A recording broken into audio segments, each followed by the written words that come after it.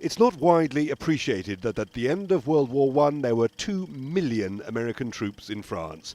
Through 1918, the Doughboys, or Sammies as the French called them, helped tip the war in the Allies' favour. And they left their dead in places like Seringenelle, east of Paris, where raw American conscripts fought in the Second Battle of the Marne, alongside by then war-hardened French divisions. These men, father and grandfather, had fought in the Civil War, and they wanted to be like them. They wanted to be an honorable soldier, and France had helped America in our revolution, and these men wanted to help France.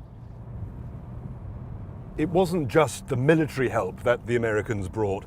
This part of France was devastated in the fighting. Entire villages were erased, and it was an American relief effort, privately funded, that helped to rebuild. As we can see in some remarkable and recently rediscovered footage showing this very road. This is the village of Trolly-Loire, filmed in 1917 by someone working for the American Committee for the Devastated Regions. Here we see staff who've come into an area recently taken back from the Germans to assess needs and distribute help. The committee, made up of well-to-do American ladies, was based at the chateau of Blérancourt, now a museum, and at their head was the redoubtable Anne Morgan. They were prototypes of the modern aid worker.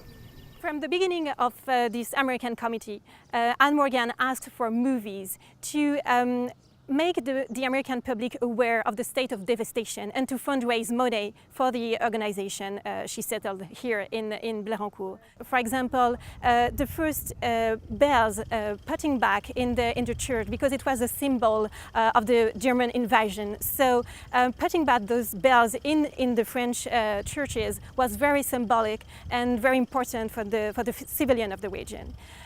We see also, for example, the canning process. So American volunteers teaching French women to can some vegetables and food and meats to preserve them during the first step of reconstruction of the region. For Americans 100 years ago, it seemed a natural thing to come to the aid of France. The war ended in victory, the troops went home. It seemed like it was over. What no one foresaw was that within 25 years they'd be back. Hugh Schofield, BBC News in northern France.